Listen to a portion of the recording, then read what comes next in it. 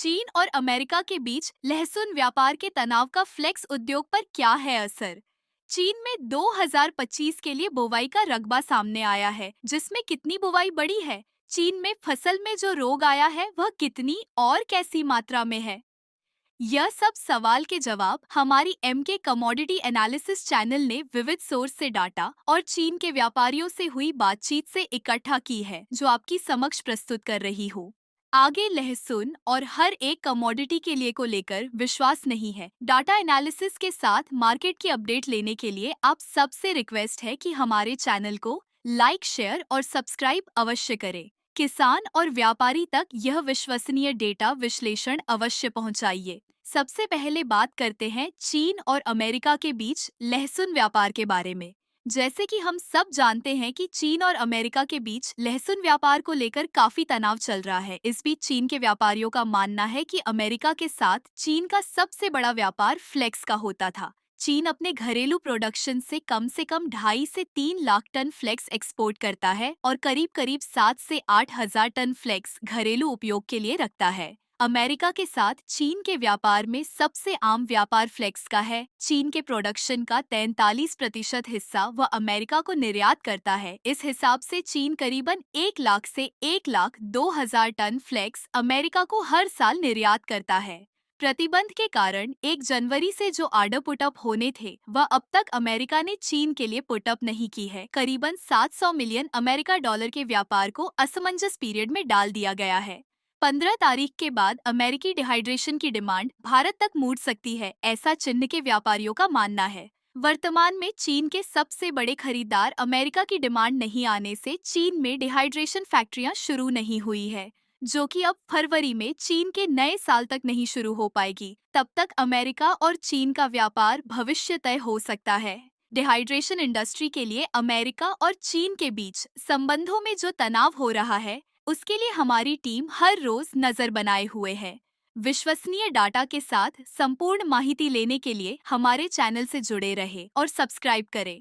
कल हमारे data research team ने लहसुन की बुवाई का आगे की और पीछे की फसल का आकलन किया था। उसे श्रेणी में आगे और रिसर्च करके मालूम पड़ता है कि मुख्य उत्पादक क्षेत्रों में नए सीजन की लहसुन की बुआई मूल रूप से समाप्त हो गई है। लहसुन बोए गए क्षेत्र में मुख्य उत्पादक क्षेत्रों में स्थिर और मामूली वृद्धि देखी गई है और अन्य क्षेत्रों में सामान्य वृद्धि हुई है। इस महीने यह अनुमान लगाया गया है कि 2025 में चीन का लहसुन क्षेत्र 1,20,00,000 एकड़ होगा, जो पिछले वर्ष की तुलना में 4,17,000 एकड़ की वृद्धि है।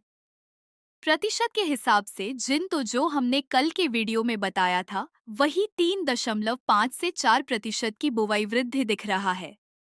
बुआई अवधि के दौरान मुख्य उत्पादन क्षेत्रों में समग्र मौसम संबंधी स्थितियां लहसुन की वृद्धि के लिए अनुकूल नहीं है, खास करके आगे की फसल के लिए। चीन मौसम विज्ञान प्रशासन के आकलन के अनुसार प्रमुख उत्पादन क्षेत्रों में वर्तमान तापमान सामान्य से अधिक है, जिससे लहसुन पनप सकता है और ओवर विंटरिंग का खतरा बढ़ सकता है। चीन की लहसुन की आगे की फसल में जो रोग आ रहा है और लहसुन का विकास रुका हुआ है, पर चीन से मंगवाई गई कुछ तस्वीरें यहाँ पर स्क्रीन पर आपको दिख रही होगी, जो उत्पादन को बहुत कमजोर दिख रही है। चीन की बुवाई, उत्पादन और फसल के बारे में लगातार हमारे डाटा टीम रिसर्च कर रही है। इसको लेकर जो भी अपडेट आएंगे, वह आप इस चैनल के माध्यम से देख सकेंगे। इसीलिए इस चैनल को लाइक करें, शेयर करें, सब्सक्राइब करें।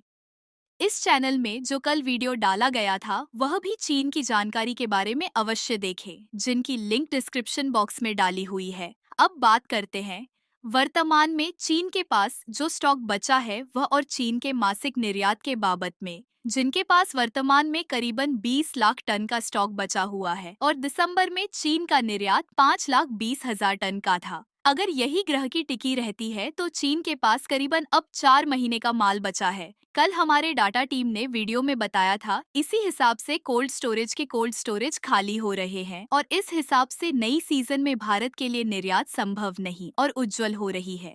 चीन की नई फसल के क्षेत्रफल में भी ज्यादा वृद्धि नहीं है, इसलिए आने वाले साल में भी पूरे साल के लिए भारत के लिए निर्यात संजोग खुले रहेंगे। फ्लेक्स मार्केट में भी फ्लेक्स का स्टॉक चीन के पास निम्न स्तर पर है। अमेरिका के साथ तनाव के चलते फैक्ट्रियां चालू नहीं है, इस साल की फसल का रोगार्लिक का स्टॉक निम्न स्तर पर है और अगले साल की बुवाई का भी कितना बड़ा क्षेत्रफल बढ़ नहीं रहा है। इसीलिए फ्लेक्स में वैश्विक स्तर पर एकदम उज्जवल भविष्य बनता दिखाई दे रहा है। आगे इसको लेकर कोई भी जानकारी होगी तो आप तक इस वीडियो के माध्यम से पहुंचाई जाएगी। हमारे चैनल को लाइक करें, शेयर करें और सब्सक्राइब करें। और एक विनंती है कि कल पोस्ट किया गया वीडियो भी जरूर देखें, जिनकी लिंक डिस्क्रिप्शन बॉक्स में दी गई है। धन्यवाद।